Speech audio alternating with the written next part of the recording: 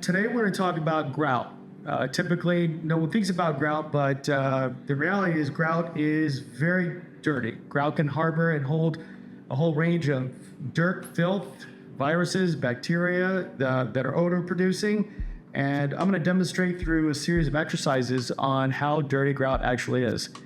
So this small section in front of my kitchen sink was swabbed about 3 days ago and placed into a petri dish, and we had ended up culturing God knows what's in there, but there's some live organisms that grew in this dish that came off of just this small section in the grout line. So now this is just one test that we're demonstrating to show you how filthy grout actually is.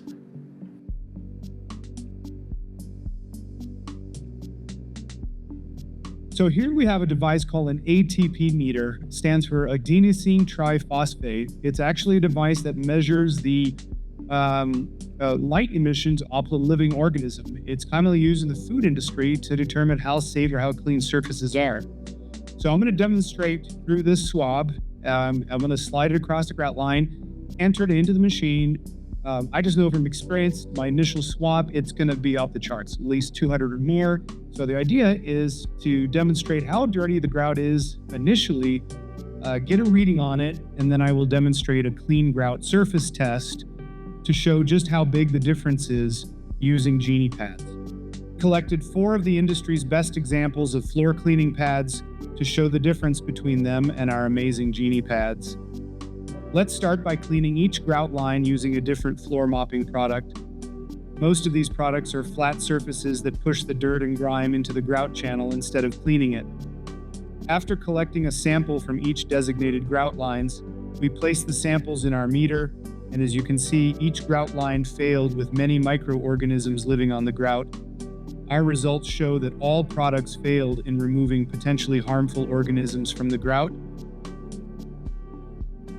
So I've inserted our patented grout brush to the Swiffer Power Mop, and we will demonstrate how well it cleans the grout.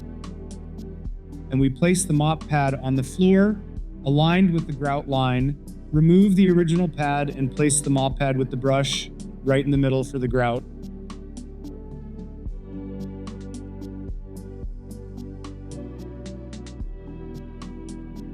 The solution works great, very effective with the liquid solution provided.